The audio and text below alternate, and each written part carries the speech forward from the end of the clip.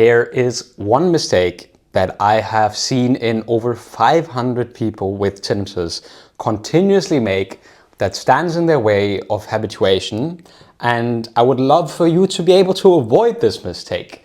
So in today's video, I'm going to talk to you about how to avoid the most common tinnitus habituation mistake and how to really go from bothersome to non-bothersome tinnitus.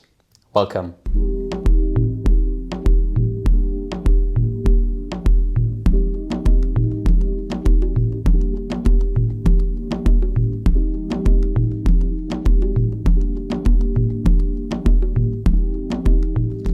Hello and welcome back to my channel. My name is Tinnitus Coach Frieder, the guy who has been born deaf in his left ear and who lives with a severe high-pitched tinnitus in his right ear for 16 years now.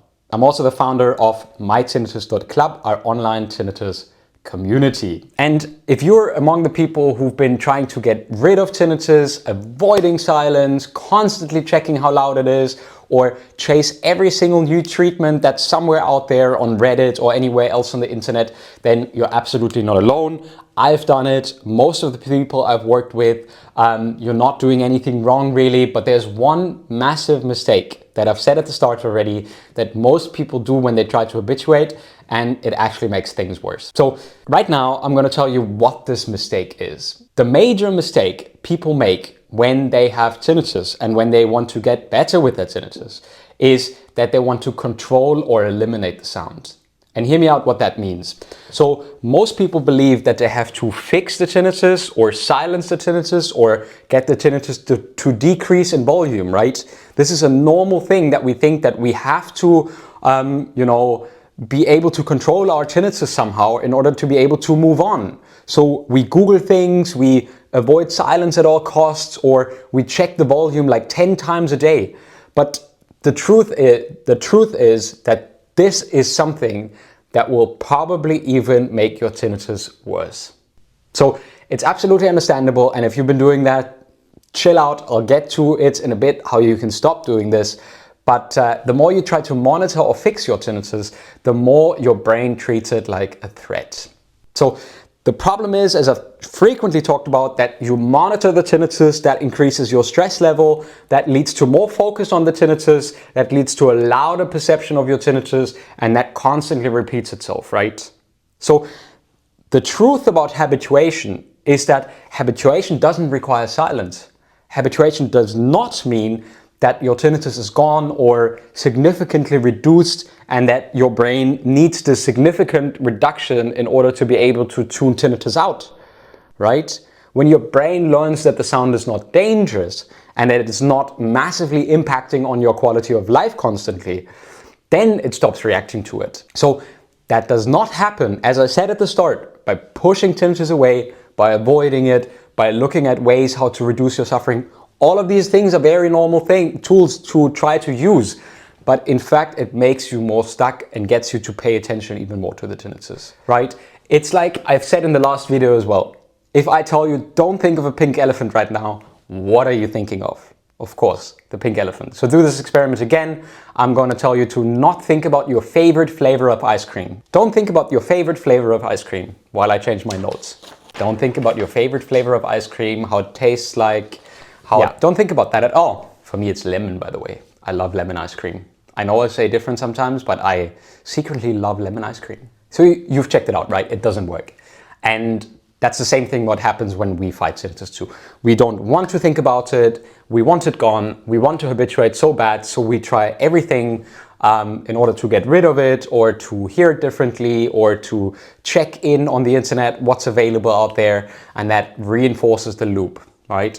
And instead of, having this, I must fix this mentality, you can say to yourself, and this is like urge surfing and comes from mindfulness. It's very effective also when we do portion control or when we want to eat a little bit more healthy. Then we can say, instead of saying, I have to fix this, you can say, I notice the urge that I have to fix this, right? many more diffusion and act-based techniques that we have inside the club, my 12 weeks program at www.mytinnitus.club.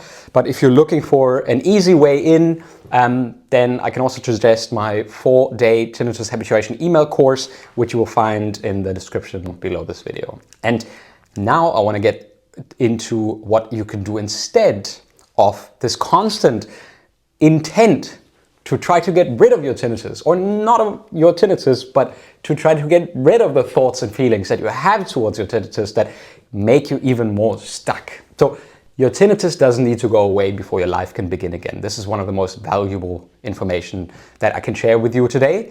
It's very important, right? You probably neglect the fact that you've been avoiding a lot of stuff and not been doing what really matters and it's important for you because of your tinnitus. And habituation means that your brain stops reacting to the sound because it learns that it's not important to be focusing on the sound. And how can you achieve that? Well, by living your life the way you want. It's a little bit like fake it till you make it, so the brain learns that you don't have so much to fear from tinnitus. But obviously, it's a good thing if we have a structured approach in order to deal with all of these overwhelming thoughts and emotions that constantly have on a constant basis, in order to really learn what these techniques are all about and what you can do instead of constantly focusing and struggling with it. And that sound becomes a background sound when you are ready to put all of these practices into practice. That sounded weird. But even if it's still there, you can live a happy and healthy life despite your tinnitus. I thrive despite being deaf in one ear and having a hearing aid and a severe tinnitus. I love my job. I love working with people with tinnitus. I love building this YouTube channel to help more people outside there to habituate and to understand that it's not about getting rid of tinnitus. It really isn't. It's about integrating your experience to tinnitus so your brain can understand that it can stop latching onto it constantly. So if you're ready to stop fighting and start living your life again, then you know that you can find me and us at mytinnitus.club for weekly group coaching sessions, even for an application to our ultimate program where you'll have me as your personal coach.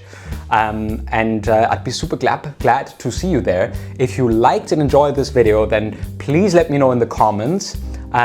Please subscribe to the channel and share this video with the people who might need it so they stop buying thousands of dollars worth of hearing aids that simply play sounds and allow them to avoid their tinnitus. So I'd be happy to help and support you as well. I hope that it was useful, and I'll see you guys in the next video. Thank you for tuning in today, and from my heart to yours, from my ears, from my one functioning, half functioning ear and my deaf ear, to wherever you're tuning in from, I wish you all the best and see you in the next one. Goodbye.